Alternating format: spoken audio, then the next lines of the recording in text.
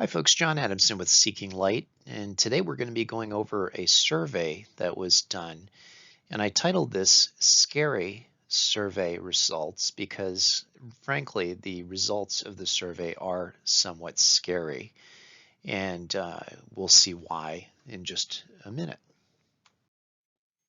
One of the questions on this survey was whether or not people would support a Biden plan to impose a vaccine mandate for employees who worked for large companies and government agencies. And of course, this came out right before the OSHA mandate was killed by the Supreme Court. But as you can see, if you combine both strongly favor and somewhat favor, you've got a 48% of voters ages 18 and above who would be willing to support such a plan. Now, this survey represented a sample size of just over 1,000, which is not bad for a survey, but then you compare it to the total number of available voters in the United States, it's still a small sample. But from a survey perspective, it does appear to be a fairly good number. So this kind of number should be a little bit concerning. There are a lot of people who would like to see employers restrict their employees with a vaccine mandate. But things actually get worse in terms of the restrictions that these questions seem to imply. For example, federal or state governments to fine Americans who choose not to get a COVID-19 vaccine. And even though the numbers are less, you can still see that fully 1/5 of Americans support very strongly fining people who haven't gotten the vaccine. Now you can see that there's definitely a good minority that oppose it, and those on the opposing side are a majority, either somewhat or strongly oppose, and that's somewhat good. But then the questions get into more draconian restrictions. So for example, do people support federal or state governments requiring their citizens to be confined to their homes at all times, except for emergencies if they refuse to get the vaccine? And you can see that almost 1/5 of the Americans surveyed in this poll were in favor strongly of having people confined. And if you combine the two, now we're up to what, 34%, 1/3 of Americans support people that are unvaccinated being confined to their homes. Again, thankfully, there's a stronger majority who oppose that, including almost a majority in the strongly oppose. But now we're starting to get in the area that looks very much like what's going on in Australia. Do people support federal or state governments requiring that citizens temporarily live in designated facilities or locations if they refuse to get a COVID-19 vaccine? In other words, internment camps. And if you look at what's happening in Australia, you might even say prisons. There you can find a whole lot of videos through YouTube of people filming what's going on in these internment camps in Australia, where unvaccinated individuals or even quarantined individuals are basically having their liberties stripped of them. For example, there is a lady, I just watched a video from her. She's filming from her little cottage, I guess you could say, where she's been interned, and there are police outside the house telling her she must go back inside, and if she goes past a certain line on the stairs to exit the facility, keep in mind this is within the internment camp, she'll be fined $5,000 just for crossing that line. That is, I believe, what you might call a house imprisonment.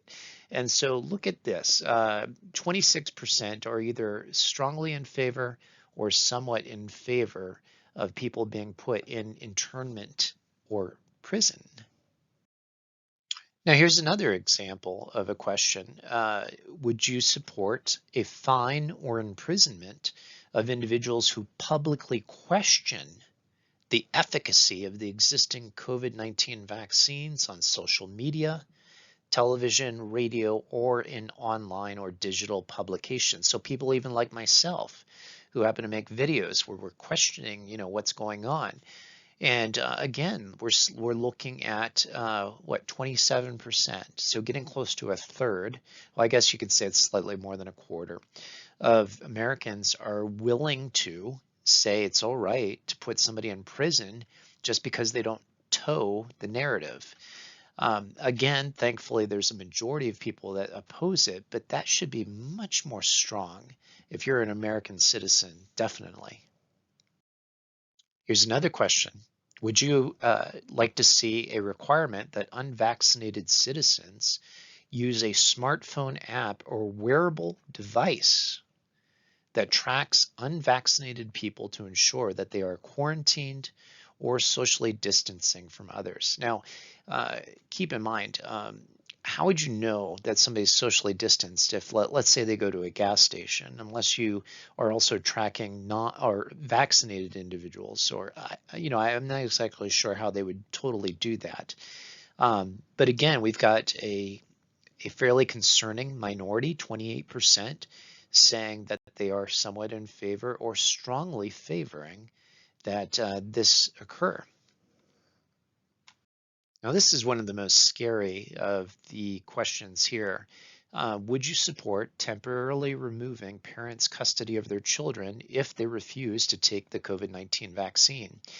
And fortunately, the numbers look better here in terms of liberty, but this is concerning, and this is a mindset that's going on right now. I don't remember the specifics of the case, but there was a judge recently in the United States deciding on parental visitation rights in the case of a divorce where the wife or ex-wife had not been vaccinated, and because of medical reasons, she had very strong and dangerous allergic reactions to vaccines.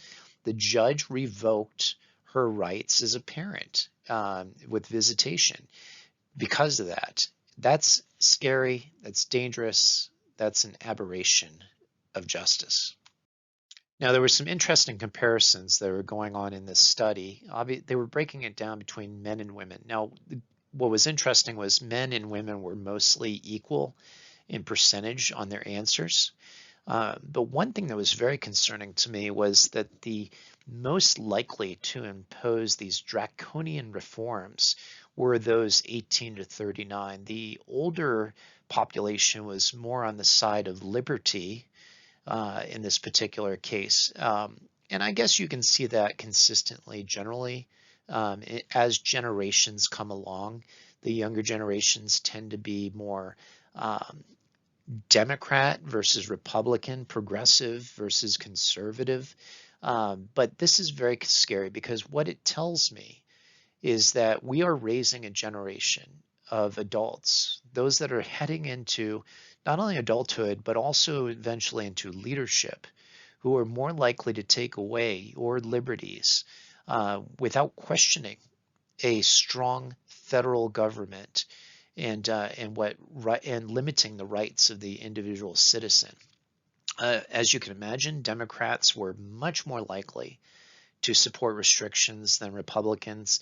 And as you might imagine, ethnic minorities, again, greater than Caucasians. And again, ethnic minorities tend to be skewing towards Democrat rather than Republican. Now, I have some thoughts on these things. And these thoughts are not my original thoughts. These thoughts have come long before me or any of us. And these thoughts were thought by men of much greater intellectual capability than someone like myself, or frankly, any of the leaders we have controlling our country right now. One thought would come from the very beginning of our Declaration of Independence.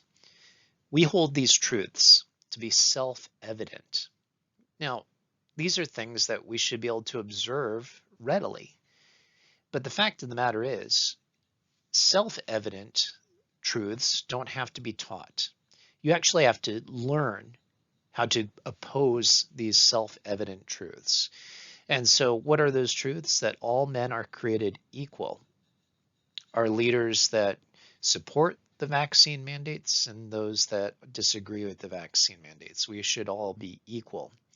That they were endowed by their creator with certain unalienable rights. What's an unalienable right? It's a right that cannot be stripped from you, cannot be alienated from you.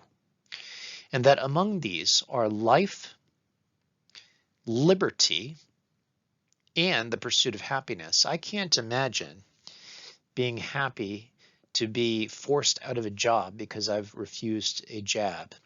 I can't imagine being happy if I am forced into an internment camp or imprisoned for expressing my thoughts. I can't be happy if you take my children from me because I've refused to take a jab. None of those things would make me happy, and they certainly are revoking my liberty. I also have the thought about, well, something that's already been expressed, the First Amendment. The First Amendment provides several rights protections to express ideas through speech and the press. So to impose imprisonment, possibly, for those that might say things that are anti-vaccine, goes directly against our First Amendment rights as citizens. The Fourth Amendment bars the government from unreasonable search and seizure of an individual or their private property, but an individual. So the government doesn't have a right to just seize us. The Fifth Amendment says that we cannot be imprisoned without due process of law. There's got to be fair procedures and trials. And if you are for people being put in prison, which basically what these internment camps are, because you're unable to go anywhere, you're imprisoned. It's in violation of this Fifth Amendment. Now, the Sixth Amendment provides additional protections to people accused of crimes. What would be our crime in this case? Well, our crime is that we didn't get the vaccine. And we should have a right to a speedy and public trial by an impartial jury. But in these cases, there's no judge, no jury. No, they're not provided any right to stand before a court. If Australia is to be any litmus test to what's being proposed. Also, witnesses must be able to face their accused, or I'm sorry, witnesses must face the accused. So whoever's accusing us of doing wrong must be able to face us. Did you hear that, YouTube?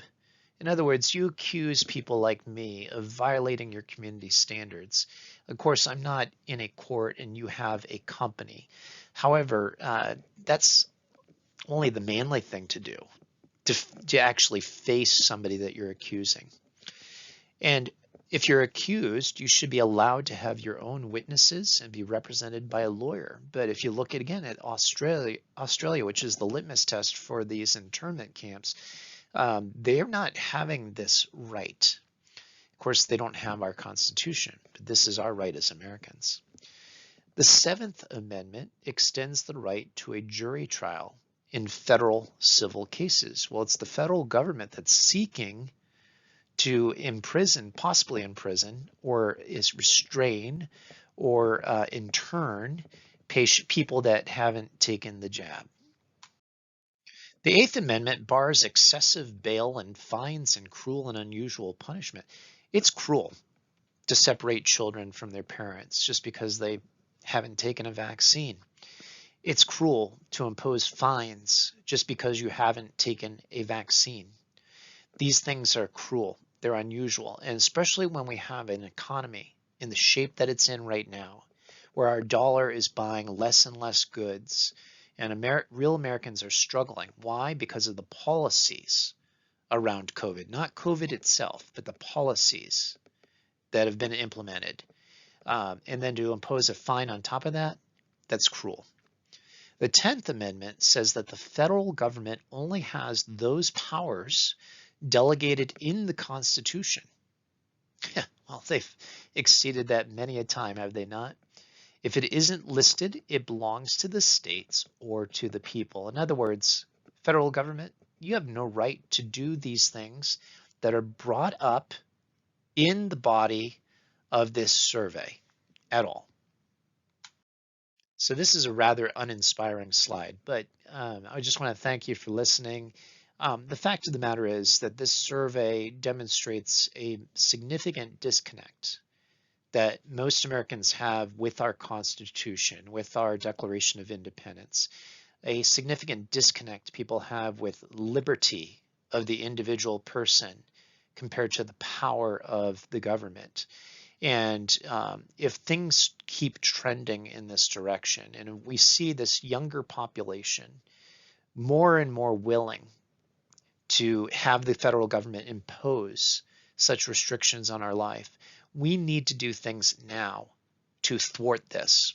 One of the things that has been discussed somewhat is not only the hardships that have been imposed by having students have to take school at home because of school closures, but also some of the blessings. I know in our state of Virginia, our local, very large homeschooling group that runs like some statewide conventions, including a graduation ceremony, they have seen, I think they said, a tripling of the number of homeschoolers in the past 2 years since COVID.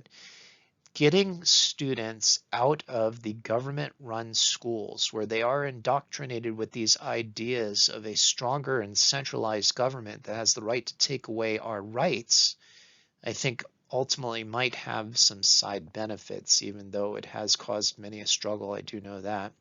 But anyway, I'd like to know what your thoughts are on this video, and if you have any solutions or comments. Anyway, John Adamson with Seeking Light. Again, I appreciate your time. Take care. God bless.